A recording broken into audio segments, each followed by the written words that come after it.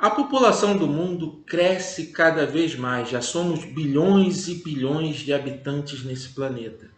E, juntamente com o crescimento populacional, cresce também a demanda por energia. Nós precisamos de energia, mas, por outro lado, muitas fontes de energia, principalmente à base de combustíveis fósseis, poluem a atmosfera, provocam efeito estufa, provocam o aquecimento global. A energia nuclear é a melhor forma de gerar energia, mas quando tem um acidente é uma coisa horrível, morre um monte de gente. E aí, o que fazer? Você conhece a fusão nuclear? Não estou falando de fissão, estou falando de fusão nuclear. Fusão nuclear, a energia do futuro. Fica com a gente! Olá, seja bem-vindo. Este é o canal Cientistas Legais. Eu sou o professor Anderson Lupo e estou aqui para conduzir você numa viagem pelo conhecimento científico, divulgação científica. Fica por aqui! Aproveita, se você não está inscrito, se inscreva no canal, você não vai se arrepender. Os vídeos aqui têm muita qualidade e muito conteúdo. Primeiramente, vamos explicar o que é o processo de fusão nuclear. Fica na tua cabeça o seguinte: fissão nuclear é uma coisa, fusão nuclear é outra coisa. A fissão nuclear, você tem um núcleo de urânio, esse urânio absorve um nêutron, fica instável e aí ele se parte em dois pedaços. E aí libera um ou mais nêutrons. Esse é o processo de fissão nuclear, já usado desde a Segunda Guerra Mundial. No mundo já tem reatores nucleares bem antigos, já é uma energia muito conhecida, mas que proporcionou vários acidentes. Assista o vídeo que está aparecendo aí no card sobre acidentes nucleares, dá uma olhadinha lá. Neste vídeo você vai entender tudo sobre os acidentes nucleares de Chernobyl, Fukushima e também um terrível acidente com Césio 137 em Goiânia, Brasil. Então, esses acidentes nucleares geram um problema para o uso da fissão nuclear. Ela é perigosa. A fissão nuclear é perigosa. Então, o uso da fissão nuclear tem esses probleminhas. Agora, a fusão nuclear é um outro processo completamente diferente. A fusão nuclear é o que ocorre nas estrelas, gerando os núcleos atômicos. Os diversos elementos químicos da nossa tabela periódica foram gerados em uma estrela. Todos eles foram gerados a partir do processo de fusão nuclear. Então, a fusão nuclear é o contrário da fissão nuclear. A fusão nuclear, você tem dois núcleos atômicos e a partir de um processo que só ocorre no interior das estrelas, eles se juntam e formam um núcleo atômico mais pesado que o anterior. Para fazer a fusão nuclear, precisamos de elementos químicos leves, que não são radioativos. Então, a gente não trabalha com elementos radioativos. Então, isso é ótimo. Primeiro ponto positivo, não tem radioatividade. Legal. Segundo ponto positivo, o processo da fusão nuclear é tão difícil de ser mantido que quando ocorre um problema e cessa-se o funcionamento, simplesmente ele apaga, desliga naturalmente. Não precisa ter grandes questões no desligamento. Ele simplesmente morre o processo e não provoca grande destruição e muito menos liberação de material radioativo. Então, a chance de ter um acidente com vítimas fatais numa usina de fusão nuclear, quando ela existir, vai ser zero. Então, é muito mais segura que a fissão nuclear. Poxa, então, o que a gente está esperando? Por que não temos um monte de reatores de fusão nuclear?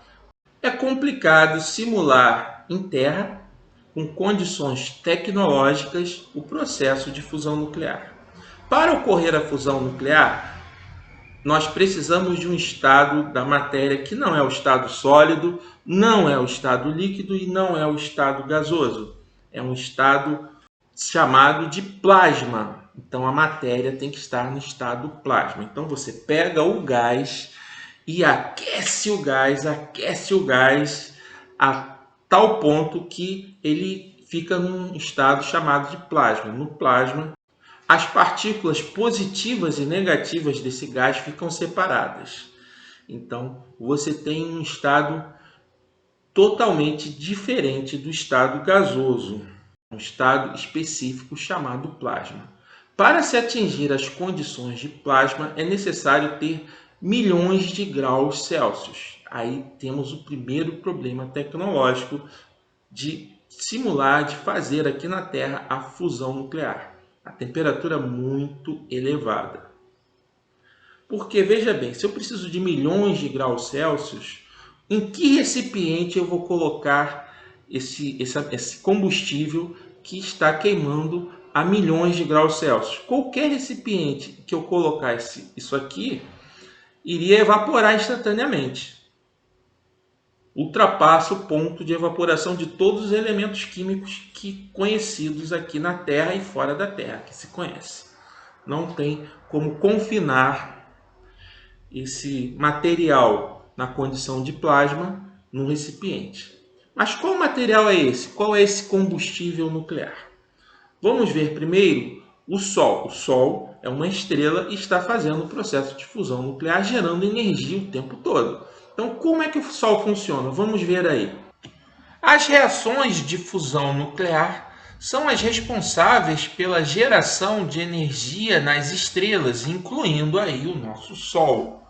Então, uma estrela, quando é inicialmente formada, em geral, ela começa concentrando prótons. Então, você tem uma grande concentração de prótons submetidos a uma alta pressão e uma temperatura elevadíssima, comum na época pós-Big Bang. Nessa incrível temperatura, essa quantidade grande de prótons estão no estado físico chamado de plasma. Então você tem a reunião desse plasma com uma força de atração gravitacional bem intensa que vão formar as estrelas. E no interior das estrelas, no caso do Sol, do tipo do Sol, você tem a concentração de 4 prótons formando aí um átomo de hélio. 2 desses prótons se transformam em nêutrons através de processos naturais que ocorrem no núcleo atômico. Assim, temos a liberação de um núcleo de hélio e 2 pósitrons, mais uma grande quantidade de energia. Cada processo, cada 4 prótons liberam numa fusão nuclear 27 megaelectronvolt, que é muita coisa para cada núcleo de hélio formado. Assim, podemos dizer que o nosso Sol é uma grande fornalha que está produzindo hélio, entenderam? Assim como outras estrelas produzem outros elementos químicos, até chegarmos no ferro. A partir do ferro, a estrela não consegue mais produzir elementos químicos mais pesados que o ferro, com um número de massa maior que o ferro. Então, uma das possibilidades é que a estrela comece a encolher, se contrair e se transforme numa grande bola de ferro, principalmente de ferro. Mas pode ocorrer um outro processo. Se essa estrela for grande o suficiente, pode ocorrer uma incrível, uma violenta explosão e a estrela pode se transformar numa supernova. Na condição de supernova, podem se formar elementos químicos mais pesados que o ferro, até chegar no urânio, que é o elemento químico natural mais pesado, com maior número de prótons e maior número de massa. É o urânio. Então, as supernovas produzem elementos como ouro, chumbo e até urânio. Ah, professor, mas eu vi na tabela periódica que tem elementos químicos com número atômico superior ao urânio. Esses elementos químicos, eles são artificiais, produzidos em laboratório, não são naturais, tá bom? Agora, para a gente conseguir fazer essa condição de fusão nuclear aqui na Terra, a gente não tem essa massa e essa pressão tão grande que tem o Sol. O peso do Sol, a massa do Sol, é igual a aproximadamente igual a 2 vezes 10 elevado a 30 quilogramas. Ou seja, 333 mil vezes a massa da Terra. Então não temos essa pressão toda aqui na Terra. Em lugar nenhum não tem como simular essa pressão aqui na Terra. Então a gente tem que elevar a temperatura do material e confiná-lo.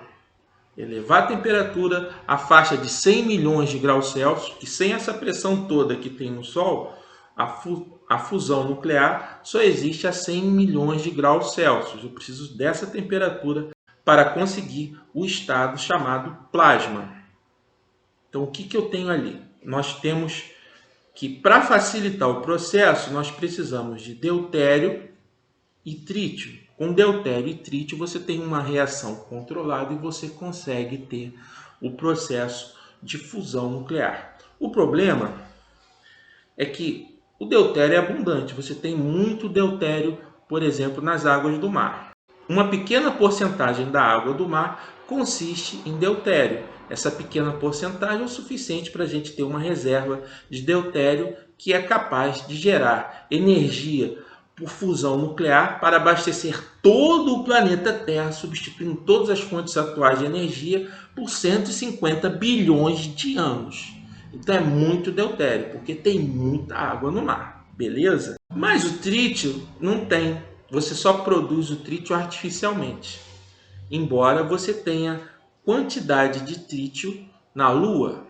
E aí teria que ter um processo de mineração na Lua para poder recuperar esse trítio.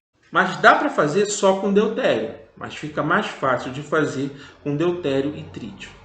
Então, qual é o processo mais eficaz de confinar em algum lugar esse deutério? Que aí, para poder realizar o processo, eu preciso de deutério e lítio.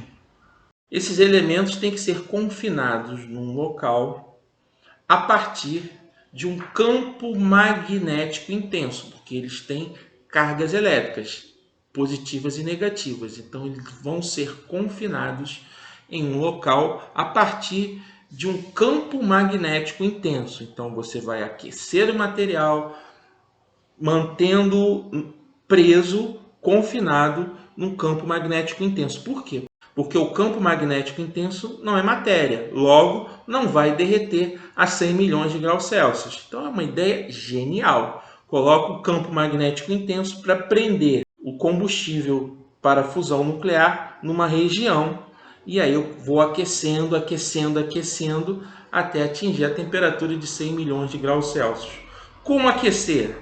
Você pode enviar ondas eletromagnéticas como se fosse uma espécie de forno micro-ondas.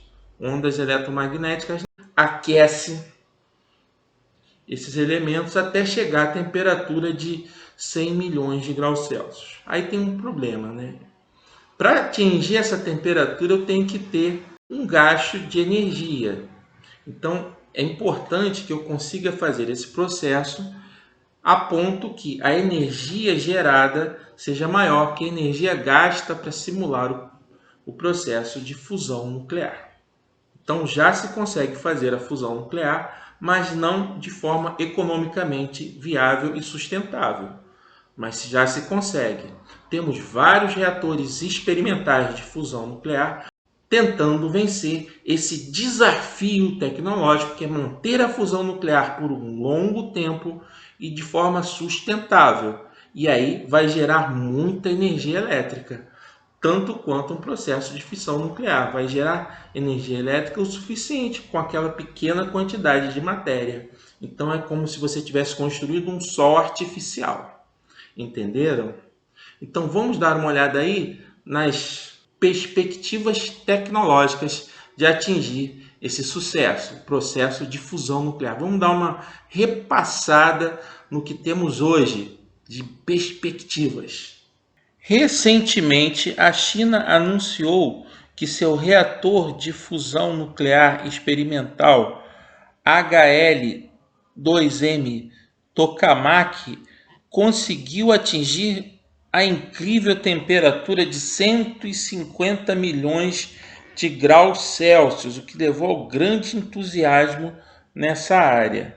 No entanto, o maior projeto de fusão nuclear no mundo é o ITER, onde o seu reator nuclear Tokamak está sendo produzido com cooperação da União Europeia, Estados Unidos, Índia, Japão, Coreia do Sul, Rússia e a própria China. Esse reator está localizado na França. O objetivo do ITER é construir um tokamak que possa produzir 500 megawatts de energia até 2025. Já no Reino Unido, tem também um projeto para a construção do seu tokamak, que é mais modesto. Ele espera atingir a produção dessa energia em 2000 até 2040. O pioneiro dos tokamaks é o tokamak TFTR dos Estados Unidos, que produziu na década de 90 10 megawatts de potência em fusão nuclear. No Brasil, há pelo menos 3 tokamaks de pequeno porte. O TCABR, do Departamento de Física Aplicada da USP.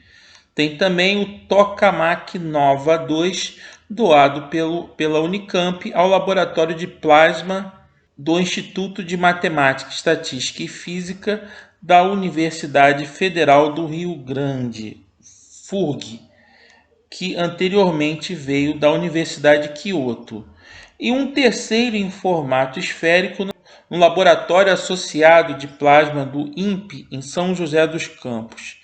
Este último é denominado ETE, Experimento Tokamak Esférico, ressaltando que todos esses tokamaks são experimentais e produzem uma quantidade pequena de energia por um curto período de tempo, ressaltando o recorde do reator chinês, como eu falei, que atingiu a temperatura de 150 milhões de graus Celsius. Ainda de acordo com o projeto do ITER, todos esses países estão fazendo aportes financeiros grandes, chegando a um total de 18,2 bilhões de euros para a construção do reator Tokamak no sul da França. Todo esse investimento também conta com a participação de empresas que estão disponibilizando alguns desses bilhões no intuito de ter acelerada a construção do tokamak, que é uma grande esperança para a energia no futuro. Então é animador, vejam bem, entre 2040 e 2025 a gente tem uma faixa de tempo aí relativamente pequena, a gente pode começar a ver os frutos disso daí. Lembrando que o reator de fusão nuclear da China já atingiu temperaturas superiores a 100 milhões de graus Celsius, batendo o recorde entre todos esses reatores que a gente viu aí. Então, existem perspectivas ainda mais quando a gente vê que as empresas, as indústrias, os bilionários estão investindo nisso aí. Se eles estão investindo bilhões nessas pesquisas, é porque eles esperam ter um retorno não tão longe assim. Então, é animador. Os caras não vão jogar dinheiro fora. Então, é uma perspectiva animadora de a gente ter reatores a fusão nuclear super seguros e que geram uma energia praticamente quase infinita, gerada à base da fusão nuclear, com certeza a energia do futuro. Será um futuro muito distante ou um futuro que a gente ainda vai ver daqui a algumas décadas? Vamos aguardar para saber. Então, gente, é isso que tínhamos por hoje. Agradeço muito a presença de vocês aqui. Assistam os vídeos que estão aparecendo aqui. E tchau! Até a próxima! Até o próximo vídeo! Valeu!